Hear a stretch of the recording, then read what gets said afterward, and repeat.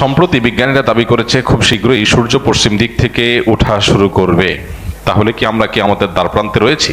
সূর্য পশ্চিম দিক থেকে ওঠার আশঙ্কা করছেন অনেক বিজ্ঞানীরা। অনেক টেলিভিশন চ্যানেলের রিপোর্ট আমরা দেখেছি। প্রথমত, অনেক সময় আমাদের দেশে এই জাতীয় রিপোর্টগুলোতে বলা হয় এক জিনিস, আর রিপোর্টে উপস্থাপন করা হয় এটাকে আরো ফুলিয়ে ফাঁপিয়ে দর্শক বা ভিউয়ার্স টানার জন্য আকর্ষণীয় করে, চমকপ্রদ করে সেটাকে উপস্থাপন করা হয়। বাস্তবতা আসলে এই টাইপের না। এরকম হয় অনেক সময়। এখানে রিয়েল ঘটনা কি সেটা আমি জানি না। যদি ধরেও নেই যে রিপোর্ট যেভাবে করেছে সেভাবে, রিপোর্ট আমি দেখেছি যে পশ্চিম দিক থেকে সূর্য ওঠার আশঙ্কা করা হচ্ছে, সেক্ষেত্রে সেটা যদি হয় তাহলে সেক্ষেত্রে পৃথিবীতে নানা রকমের বিশৃঙ্খল পরিস্থিতি দেখা দিবে, রোগবালাই, ঘরে ঘরে ক্যান্সার হয়ে যেতে পারে, ইত্যাদি ইত্যাদি অনেক আশঙ্কা বিজ্ঞানীরা করছেন।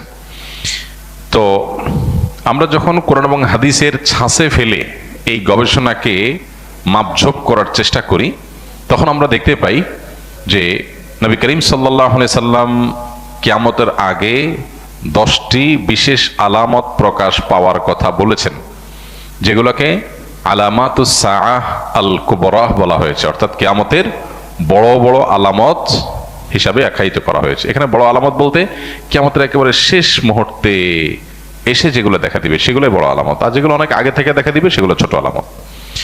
তো কিয়ামতের প্রায় 141টার মতো ছোট আলামত আছে, যেগুলো বিভিন্ন বই পুস্তকে ওলামা একরাম কোরআন এবং হাদিস থেকে সংকলন করেছেন। সৌদি আরবের একজন আলেম ডক্টর মোহাম্মদ আল আরিফি, তার একটা কিতাব আছে, সেখানে তিনি আলামাতুস সাআত এই 141 সবগুলোকে একত্র করেছেন। যাই হোক, তো সেই নেহায়াতুল আলম তার সেই বইটার নাম, আরবিতে বাংলা অনুবাদ হয়েছে।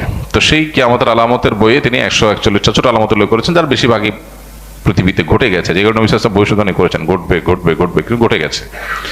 আর কিছু আছে এখনো ঘটেনি। আর 10টা আলামত যেগুলো ঘটবে কিয়ামতের ঠিক আগ মুহূর্তে, তার মধ্যে থেকে একটা হলো পশ্চিম দিক থেকে সূর্য উদিত হবে। পশ্চিম দিক থেকে সূর্য উদিত হওয়ার এই আলামতটি দেখা দিবে কিয়ামতের আগের সব ছোট বড় আলামত প্রকাশের পরে। এরপর আর কিছু থাকবে না। পশ্চিম দিকে যখন আপনার সূর্য উদিত হবে, তখন কেউ আর তওবা করে আল্লাহর পথে ফিরে আসলেও সেটা অ্যাকসেপ্টেবল হবে না, সেটা অ্যাকসেপ্টেড হবে না, এবং তারপরেই শুরু হবে মহাপ্রলয়, শেষ। তো এই যে তার আগে একটা দীর্ঘ রাত থাকবে, বিভিন্ন বিশুদ্ধ হাদিস দ্বারা, কোরআনের বিভিন্ন ভাষ্য দ্বারা কিয়ামতের পূর্বে যা যা ঘটবে সেগুলো প্রমাণিত। সেই আলোকে আমরা বলতে পারি, যেহেতু কিয়ামতের ওই যে আলামতগুলো এখনো দেখা দেয়নি, ইমাম মাহদির আবির্ভাব, ঈসা আলাইহিস সালামের আবির্ভাব, দাজ্জালের সাথে সংগ্রাম, ইয়াজুজ মাজুজের সাথে সংগ্রাম, আরো বহু বিষয় রয়েছে যেগুলো কিয়ামতের আগে ঘটবে। সর্বশেষ আলামত হবে এটি। তো সেই ছাঁচের সাথে আমরা মিলাইলে দেখি যে এটা যদি ঘটেও, বিজ্ঞানীদের এই গবেষণা যদি সত্যও হয়, তাহলে কিয়ামতের আগে যে পশ্চিম দিকে সূর্য উদয় হওয়ার কথা হাদিসে বলা হয়েছে, এটি সেটা নিশ্চয়ই না। অর্থাৎ এরপরেও পৃথিবী টিকবে। এই পশ্চিম দিকে সূর্য উদিত হওয়ার পর পৃথিবী ধ্বংস হয়ে যাবে, এটা কোনোদিনই হবে না, যতক্ষণ পর্যন্ত হাদিসে ওই সমস্ত আলামতগুলো প্রকাশ না পাবে যেগুলোর পরে হাদিসে সতর্ক করা জোরদানি করা হয়েছে।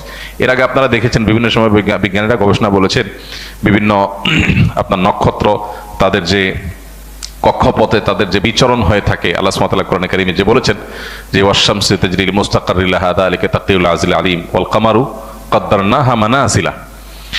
এই যে সৌরজগতে বিভিন্ন গ্রহ নক্ষত্র, আল্লাহর বিভিন্ন বড় বড় যে আপনার তারকারাজি রয়েছে, সৃষ্টি রয়েছে, এগুলো তাদের নির্দিষ্ট কক্ষপথে বিচরণ করে, আল্লাহ তাআলা এটা বলেছেন। তো এই যে বিচরণ করবার কথা বলা হয়েছে কোরআনে, সেখানে কোনোটি বিভিন্ন সময় আপনারা শুনেছেন বিজ্ঞানীরা বলেছেন বিভিন্ন সময় যে কোন একটা নক্ষত্র আরেকটা নক্ষত্রের সাথে সংঘর্ষ হওয়ার সম্ভাবনা আছে, তাতে পৃথিবী শেষ হয়ে যাবে। আমরা অনেকে এই সমস্ত নিউজ দেখার পর মোটামুটি জমি জমা বিক্রি করে সব খেয়ে পরে মোটামুটি প্রস্তুত হয়ে গেছিলাম। কিন্তু একজন ইমানদার তিনি নিশ্চিতভাবে জানেন নবী করিম সাল্লাল্লাহু আলাইহি সাল্লাম মহাপ্রলয় হয়ে সৃষ্টি জগৎ শেষ হওয়ার যে ঘটনা ঘটবে তার আগে অনেকগুলো বিষয় বলেছেন, সেগুলো ঘটবে।